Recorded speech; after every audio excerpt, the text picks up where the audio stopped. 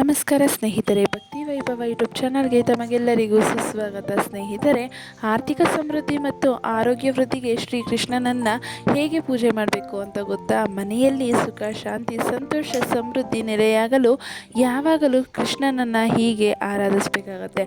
ಹಾಗಿದ್ರೆ ಯಾವ ರೀತಿ ಕೃಷ್ಣನನ್ನು ಪೂಜೆ ಮಾಡಬೇಕು ಅಂತ ವಿಡಿಯೋ ಮೂಲಕ ತಿಳ್ಕೊಳ್ಳೋದಕ್ಕಿಂತ ಮುಂಚೆ ದಯವಿಟ್ಟು ಚಾನಲನ್ನು ಸಬ್ಸ್ಕ್ರೈಬ್ ಮಾಡ್ಕೊಳ್ಳಿ. ವಿಡಿಯೋ ಇಷ್ಟ ಆಯಿತು ಅಂದರೆ ವಿಡಿಯೋಗೆ ಲೈಕ್ ಮಾಡಿ, ಶೇರ್ ಮಾಡಿ, ಕಮೆಂಟ್ ಬಾಕ್ಸ್ನಲ್ಲಿ ನಿಮಗೆ ಇಷ್ಟವಾದ ದೇವರ ಹೆಸರನ್ನು ಕಮೆಂಟ್ ಮಾಡಿ ಅಥವಾ ಕೃಷ್ಣಂ ಒಂದೇ ಜಗದ್ಗುರು ಎಂದು ಕಮೆಂಟ್ ಮಾಡಿ. ಸ್ನೇಹಿತರೆ, ಪ್ರಾರ್ಥನೆ, ವ್ರತ ಹಾಗೂ ಪೂಜೆ ಪುನಸ್ಕಾರಗಳನ್ನು ಕೈಗೊಳ್ಳುವುದರಿಂದ ಶ್ರೀ ಕೃಷ್ಣ ಪರಮಾತ್ಮನು ಪ್ರಸನ್ನನಾಗುತ್ತಾನೆ ಅಂತಲೇ ಹೇಳ್ಬೋದು. ಹೌದು ಸ್ನೇಹಿತರೆ, ಸರಳ ಪೂಜಾ ವಿಧಿವಿಧಾನಗಳೊಂದಿಗೆ ಕೃಷ್ಣನನ್ನು ನಾವು ಹೋಲಿಸ್ಕೋಬೋದು ಅಂತಲೇ ಹೇಳ್ಬೋದು. ಕೆಲವು ಧಾರ್ಮಿಕ ವಿಧಿವಿಧಾನದಲ್ಲಿ ಪೂಜಿಸಿದರೆ ಜೀವನದಲ್ಲಿ ಎದುರಾಗುವ ಕಷ್ಟ ಕಾರ್ಪಣ್ಯಗಳು ಕೂಡ ದೂರ ಆಗುತ್ತೆ ಅಂತಲೇ ಹೇಳ್ತಿದ್ದಾರೆ. ಸೃಷ್ಟಿಯ ಪಾಲಕ ಭಗವಾನ್ ಶ್ರೀ ವಿಷ್ಣು ಆ ಮಹಾನ್ ಶಕ್ತಿಯ ಪ್ರಭಾವ ಇಲ್ಲದೆ ಸೃಷ್ಟಿಯಲ್ಲಿ ಏನೂ ನಡೆಯಲು ಸಾಧ್ಯವಿಲ್ಲ. ಸೃಷ್ಟಿಯ ಒಳಿತಿಗಾಗಿ ಹಾಗೂ ದುಷ್ಟಶಕ್ತಿಯ ನಿಗ್ರಹಕ್ಕಾಗಿ ಹರಿಯು ಹಲವಾರು ಅವತಾರವನ್ನು ಎತ್ತಿ ಬಂದಿದ್ದಾರೆ ಅಂತಲೇ ಹೇಳ್ಬೋದು. ಅಂತಹ ಅವತಾರಗಳಲ್ಲಿ ಶ್ರೀ ಕೃಷ್ಣನ ಅವತಾರವು ಕೂಡ ಒಂದು ಅಂತಲೇ ಹೇಳ್ಬೋದು. ಸ್ನೇಹಿತರೆ, ಭಗವಾನ್ ಶ್ರೀ ವಿಷ್ಣುವಿನ 10 ಅವತಾರಗಳಲ್ಲಿ ಶ್ರೀ ಕೃಷ್ಣನ ಅವತಾರವು ಒಂದು ಅಂತಲೇ ಹೇಳ್ಬೋದು. ಶ್ರೀ ಕೃಷ್ಣನ ಅವತಾರದಲ್ಲಿ ಕೃಷ್ಣನು ಕೇವಲ ಒಳ್ಳೆಯ ಕಾರ್ಯ ಹಾಗೂ ದುಷ್ಟಶಕ್ತಿಯ ವಿರುದ್ಧ ಮಾತ್ರ ಹೋರಾಡಲಿಲ್ಲ. ತನ್ನ ಬಾಲ್ಯದಿಂದಲೂ ಸಾಕಷ್ಟು ತುಂಟಾಟ, ತಮಾಷೆ ಹಾಗೂ ಚೇಷ್ಟೆಯನ್ನು ಮಾಡುವುದರ ಮೂಲಕವೂ ಜನರನ್ನು ಹಾಗೂ ತನ್ನ ಸ್ನೇಹಿತರನ್ನು ರಂಜಿಸಿದ್ದಾನೆ. ಯಾರು ನಿರ್ಮಲ ಮನಸ್ಸಿನಿಂದ ತನ್ನನ್ನು ಪ್ರಾರ್ಥಿಸುತ್ತಾರೋ ಅವರಿಗೆ ಆಶೀರ್ವದಿಸುತ್ತಾನೆ. ಅವರ ಮನದಿಗಿಂತ ಹಾಗೂ ಆರ್ಥಿಕ ಸ್ಥಿತಿಯನ್ನು ಸುಧಾರಿಸುವುದಂತೂ ನಿಜ ಅಂತಲೇ ಹೇಳ್ಬೋದು. ಆಗ ತನ್ನ ಭಕ್ತರನ್ನು ಆರ್ಥಿಕವಾಗಿ, ಭಾವನಾತ್ಮಕವಾಗಿ ಮತ್ತು ದೈಹಿಕವಾಗಿ ಸ್ಥಿರವಾಗಿರಿಸುತ್ತಾನೆ ಎಂದು ಹೇಳಲಾಗುತ್ತದೆ. ಹೌದು ಸ್ನೇಹಿತರೆ, ನಮ್ಮ ಜೀವನದಲ್ಲಿ ಕಷ್ಟ ಹಾಗೂ ನೋವುಗಳು ಸಾಮಾನ್ಯವಾಗಿ ಇರುತ್ತವೆ. ಅವುಗಳನ್ನು ಎದುರಾಗಿಸುವ ಶಕ್ತಿ ಹಾಗೂ ತಾಳ್ಮೆಯ ಕೊರತೆ ನಮ್ಮಲ್ಲಿ ಇರುತ್ತೆ ಅಂತಲೇ ಹೇಳ್ಬೋದು. ಅಂತಹ ಸ್ಥಿತಿಗಳನ್ನು ಧೈರ್ಯದಿಂದ ಎದುರಿಸಬೇಕು ಎಂದಾದರೆ ಶ್ರೀ ಕೃಷ್ಣದೇವರ ಆಶೀರ್ವಾದ ನಮಗಿರಬೇಕು. ಶ್ರೀಕೃಷ್ಣನನ್ನು ಕೆಲವು ಧಾರ್ಮಿಕ ವಿಧಿವಿಧಾನದಲ್ಲಿ ಪೂಜಿಸಿದರೆ ಜೀವನದಲ್ಲಿ ಎದುರಾಗುವಂತಹ ಕಷ್ಟ ಕಾರ್ಪಣ್ಯಗಳು ದೂರಾಗುತ್ತವೆ. ಅನಾರೋಗ್ಯದ ಸಮಸ್ಯೆಗಳು ದೂರವಾಗಿ ಆರ್ಥಿಕವಾಗಿಯೂ ಸಮೃದ್ಧಿಯನ್ನು ಪಡೆದುಕೊಳ್ಳುತ್ತೇವೆ. ಹಾಗಾದರೆ ಆ ಪೂಜಾ ಕ್ರಮಗಳನ್ನು ಯಾವುದು ಅಂತ ನೋಡ್ಕೊಳ್ಳೋಣ ಬನ್ನಿ. ಮೊದಲನೇದಾಗಿ ಆಚಮನ, ಅಂದರೆ ದೇವರ ಪೂಜೆ ಮಾಡುವ ಮೊದಲು ನಮ್ಮ ಕೈಗಳನ್ನು ಶುದ್ಧ ನೀರಿನಿಂದ ತೊಳೆದುಕೊಳ್ಳಬೇಕು. ಇದು ಮೂಲತಃ ಶುದ್ಧೀಕರಣದ ಪ್ರಕ್ರಿಯೆಯಾಗಿರುತ್ತದೆ. ಕೈಗಳನ್ನು ಶುದ್ಧೀಕರಿಸಿದ ಬಳಿಕ ಮನಸ್ಸಿನಲ್ಲಿ ಒಳ್ಳೆಯ ಸಂಗತಿಯನ್ನು ತಂದುಕೊಳ್ಳಬೇಕು. ನಂತರ ಶ್ರೀಕೃಷ್ಣನಿಗೆ ಕೈಗಳನ್ನು ಜೋಡಿಸಿ ಪ್ರಾರ್ಥನೆ ಸಲ್ಲಿಸಬೇಕು. ಆಗ ಆಳವಾದ ಭಕ್ತಿಯಿಂದ ಸಲ್ಲಿಸಿದ ಪ್ರಾರ್ಥನೆಗಳು ದೇವರಿಗೆ ಕೇಳುವುದು ಅಂತಲೇ ಹೇಳ್ಬೋದು. ನಂತರ ಆಸನ, ಅಂದರೆ ಪೂಜೆಯನ್ನು ಪ್ರಾರಂಭಿಸುವ ಮೊದಲು ನೀವು ಶ್ರೀಕೃಷ್ಣನ ವಿಗ್ರಹವನ್ನು ಅಥವಾ ಫೋಟೋವನ್ನು ಮಧ್ಯಮ ಗಾತ್ರದ ಬಟ್ಟೆಯ ಮೇಲೆ ಇಡಬೇಕು. ದೇವರ ಮೂರ್ತಿಯನ್ನು ಇಡುವ ಬಟ್ಟೆಯು ಕೆಂಪು, ನೀಲಿ, ಹಳದಿ ಸೇರಿದಂತೆ ಇನ್ನಿತರ ತಿಳಿ ಬಣ್ಣದ ಬಟ್ಟೆಯಾಗಿರಬೇಕು. ಈ ವಿಧಾನದ ಅರ್ಥ ನೀವು ಭಗವಂತನಲ್ಲಿ ಪ್ರಾರ್ಥನೆ ಮಾಡುವ ಮೊದಲು ಅವನು ಕುಳಿತುಕೊಳ್ಳುವ ಸ್ಥಳ ಅಥವಾ ಪೀಠಕ್ಕೆ ಮೊದಲು ಗೌರವ ನೀಡುತ್ತಿದ್ದೀರಿ ಅಂತ ಅರ್ಥ ಆಗುತ್ತೆ.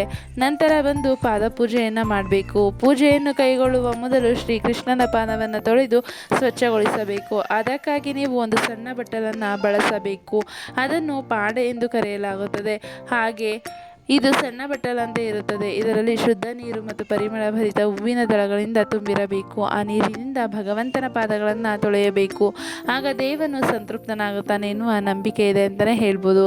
ನಂತರ ಬಂದು ಪಂಚಾಮೃತ, ಅಂದರೆ ಒಂದು ಶುದ್ಧವಾದ ಬಟ್ಟಲು ಅಥವಾ ಪಾತ್ರೆಯಲ್ಲಿ ಬಂದು ಹಾಲು, ತುಪ್ಪ, ಜೇನುತುಪ್ಪ, ಹಾಗೆ ಮೊಸರು, ಹಾಗೆ ಬೆಲ್ಲವನ್ನು ಸೇರಿಸಿ ಚೆನ್ನಾಗಿ ಮಿಶ್ರಣ ಮಾಡಬೇಕು. ಇದಾದ ನಂತರ ಅದಕ್ಕೆ ತುಳಸಿ ಎಲೆಯನ್ನು ಸೇರಿಸುವುದನ್ನು ಮರೆಯಬಾರದು. ಶ್ರೀಕೃಷ್ಣನಿಗೆ ತುಳಸಿ ಎಲೆಯು ಅತ್ಯಂತ ಶ್ರೇಷ್ಠವಾದದ್ದು. ಅದು ಶುದ್ಧತೆಯ ಪ್ರತೀಕವಾಗಿರುತ್ತದೆ. ಭಗವಾನ್ ಶ್ರೀಕೃಷ್ಣನನ್ನು ಪ್ರಾರ್ಥಿಸುತ್ತಾ ಪಂಚಾಮೃತ ಅಭಿಷೇಕವನ್ನು ಮಾಡಬೇಕು. ಇದರಿಂದ ಶ್ರೀಕೃಷ್ಣ ದೇವನು ಅತ್ಯಂತ ಸಂತುಷ್ಟನಾಗುವನು, ಜೊತೆಗೆ ಭಕ್ತರು ಬಯಸಿದ ವರವನ್ನು ಕರುಣಿಸುವನು ಎನ್ನಲಾಗಿದೆ. ನಂತರ ಬಂದು ಅನುಲೇಪನ, ಅಂದರೆ ಕೃಷ್ಣನನ್ನು ಪೂಜಿಸುವಾಗ ಕೆಲವು ಪವಿತ್ರ ವಸ್ತುಗಳನ್ನು ಬಳಸಬೇಕು. ಕೃಷ್ಣನನ್ನು ಪೂಜಿಸುವಾಗ ದೂರ್ವ ಹುಲ್ಲು, ಸುಗಂಧಭರಿತ ಹೂವಿನ ದಳಗಳು, ಕೆಂಪು ಕುಂಕುಮ, ಅರಿಶಿನ, ಅಕ್ಷತೆ, ಸುಗಂಧಭರಿತ ಅಗರಬತ್ತಿ, ಕರ್ಪೂರ ಹಾಗೂ ಶುದ್ಧ ನೀರನ್ನು ಬಳಸಿ ಪೂಜಿಸಬೇಕು. ಇದು ಶ್ರೀಕೃಷ್ಣನಿಗೆ ಅತ್ಯಂತ ಸಂತೋಷವನ್ನು ತರುವುದು. ಸಂತೃಪ್ತನಾದ ಶ್ರೀಕೃಷ್ಣನು ಭಕ್ತರಿಗೆ ಆರೋಗ್ಯ ಸಂಪತ್ತನ್ನು ಕರುಣಿಸುವನು.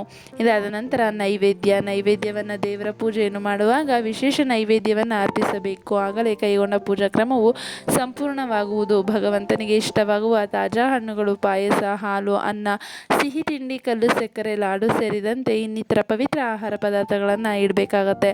ಅವುಗಳಿಗೆ ತುಳಸಿ ಎಲೆಯನ್ನು ಹಾಕಿರಬೇಕಾಗತ್ತೆ. ಅದು ಪ್ರಸಾದ ಅಥವಾ ನೈವೇದ್ಯಗಳನ್ನು ಶುದ್ಧಗೊಳಿಸುವುದು, ಹಾಗೆ ಜೊತೆಗೆ ಅದು ದೇವರಿಗೆ ಅರ್ಪಿತ ಎನ್ನುವ ಸಂದೇಶವನ್ನು ಸಹ ನೀಡುತ್ತದೆ ಅಂತಲೇ ಹೇಳ್ಬೋದು. ಹಾಗೆ ದೇವರಿಗೆ ಸಮರ್ಪಿಸುವ ಬಗ್ಗೆ ಹೆಂಗಿರುತ್ತೆ ಅಂತ ನೋಡೋದಾದರೆ, ಜಗತ್ಪಾಲಕನಾದ ಶ್ರೀಕೃಷ್ಣನು ತನ್ನ ಭಕ್ತರನ್ನು ಬಹಳ ಪ್ರೀತಿ ವಾತ್ಸಲ್ಯದಿಂದ ಸಲಹುವನು. ಅವನು ಪೂಜಾ ಕ್ರಮದಲ್ಲಿ ಕೆಲವು ಧಾರ್ಮಿಕ ವಿಧಿವಿಧಾನವನ್ನು ಕೈಗೊಂಡರೆ ಹಾಗೂ ಪೂಜೆಗೂ ಮುನ್ನ ಸ್ವಚ್ಛತೆಗೆ ಹೆಚ್ಚಿನ ಆದ್ಯತೆ ನೀಡಿದರೆ ಭಕ್ತರು ಕೇಳಿದ ವರವನ್ನು ಕರುಣಿಸುವನು. ವಿಶೇಷವಾಗಿ ಯಾರು ನಿರ್ಮಲ ಮನಸ್ಸಿನಿಂದ ಪೂಜೆಯನ್ನು ಕೈಗೊಳ್ಳುತ್ತಾರೆ ಅವರಿಗೆ ಉತ್ತಮ ಆರೋಗ್ಯ ಹಾಗೂ ಆರ್ಥಿಕ ಸಂಪತ್ತನ್ನು ನೀಡಿ ಸಲಹುವನು ಎನ್ನುವ ನಂಬಿಕೆ ಇದೆ.